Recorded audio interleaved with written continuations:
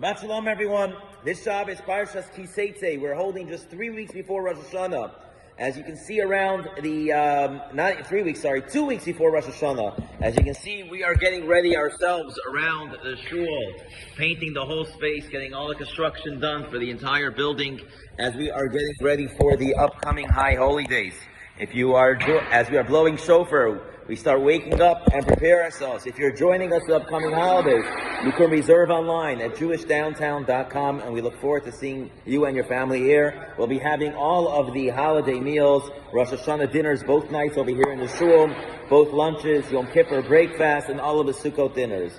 In this week's Torah portion, Shabbos Parshat Teitzei, we have a very unique and weird, strange law, and that is the law of the wayward son, in which it says that the wayward son, a ben sorer umarem, it never actually happened in the Torah, in which a father and a mother would bring their child in front of the rabbis and saying, this child, he has no hope, he has no future, he doesn't listen, he drinks too much wine, eats too much meat. And the rabbis then say, if that's the case, then we got to kill him. This is an absurd law, and it is an absurd law because it's a law which has never happened in the Torah, because which parents are ever going to bring their child to get killed? And why should a child, God forbid, get killed? Because they drank too much wine and ate too much meat. And the answer is that the rabbis explain that this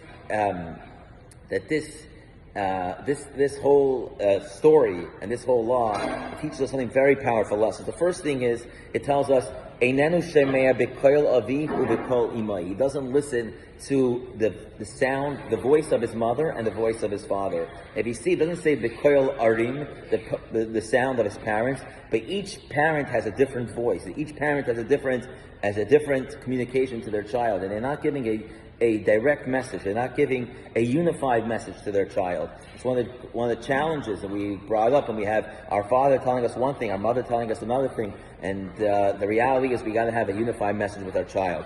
But the next and most important thing is that the parents say we don't have any hope, and they bring their child to the rabbis. A parent can never give up hope on their child.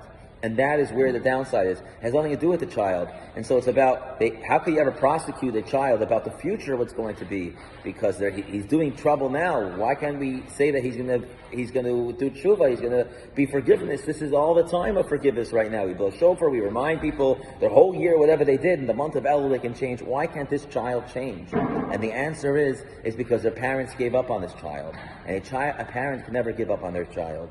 When a child feels that his parents have given up on him, that is when the child becomes hopeless. And so it teaches us never give up on our child.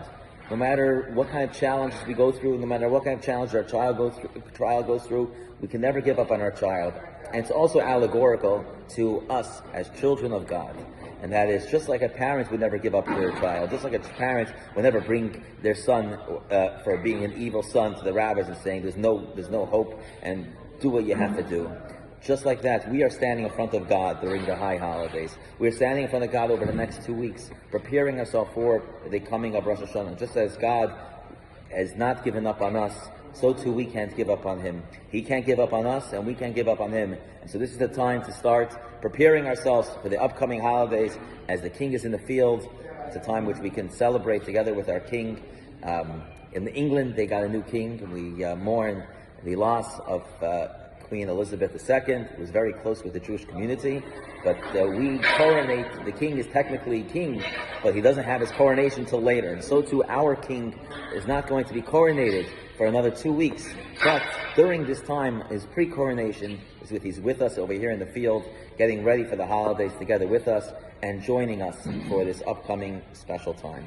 Shabbat Shalom, everyone, and a happy, healthy, and sweet New Year to you and your family.